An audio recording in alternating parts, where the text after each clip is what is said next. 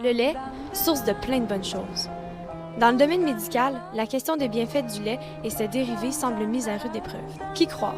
Les publicitaires québécois qui nous vendent depuis des années la consommation de lait, de crème, de beurre et de fromage? Ou certains spécialistes qui affirment que la consommation de ces aliments peut avoir des répercussions néfastes sur notre santé? Alors, un verre de lait, c'est bien, mais deux, est-ce trop? L'homme qui est plus jeune, c'est important durant la période de croissance pour les éléments nutritifs qui existent dans le lait. Ça aide à bâtir des os et des muscles et tous les éléments nécessaires à la croissance saine pour arriver à l'âge adulte en forme. L'homme est le seul mammifère qui boit du lait, et ce, même après le sevrage. Ce dernier aurait développé une capacité anormale à digérer le lait. Normalement, l'être humain devrait en consommer uniquement au cours de la période de sevrage, puisque dès ses 4 premières années de vie, il perd 90% de lactase, un enzyme essentiel à la digestion du lait. C'est pourquoi plus de la moitié de la population mondiale est incapable de digérer le lait. Une intolérance au lactose, c'est l'incapacité de la personne de digérer le lactose. Le lactose, c'est le sucre principal retrouvé dans le lait surtout. Connaissant la difficulté pour certains êtres humains de digérer le lactose, devrions-nous continuer d'en consommer? Non, la consommation de produits laitiers n'est pas nécessaire pour la santé chez l'homme. Si on se base juste au niveau mondial, il y a plusieurs pays qui n'ont pas le lait dans leur alimentation. Selon moi et selon plusieurs études, je crois qu'il n'y a pas de conséquences néfastes de ne pas avoir de produits laitiers dans l'alimentation.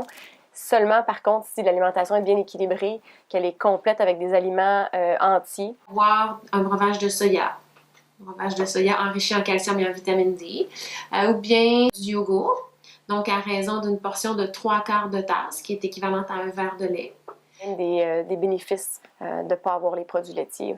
Selon une étude épistémologique de l'université américaine Harvard, le lait serait en étroite relation avec certains cancers hormonodépendants comme le cancer du sein, de la prostate et certains troubles d'hyperactivité. De plus, ce dernier n'aurait aucune incidence sur le risque de fracture. D'ailleurs, le sucre et le cholestérol contenus dans le lait contribueraient également à l'obésité et à renforcer les risques de maladies cardiaques à l'âge adulte. Si on se base juste au niveau mondial, il y a plusieurs pays qui ne vont pas consommer de façon aussi quotidienne les produits laitiers et souvent ils vont avoir moins de problèmes de santé, moins de prédominance de cancer et moins d'ostéoporose. Si les conséquences de l'intolérance au lactose sont beaucoup plus inconfortables que dangereuses, certains spécialistes de la santé avancent l'hypothèse que les conséquences que le lait pourrait avoir sur la santé seraient beaucoup plus graves. Peut-être pourrait-on remplacer le slogan « Un c'est bien, mais deux c'est mieux » par « La modération a bien meilleur goût ».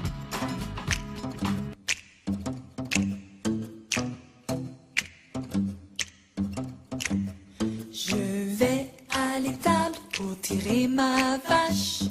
Pas capable de tirer ma vache. Je prends un petit banc pour tirer ma vache.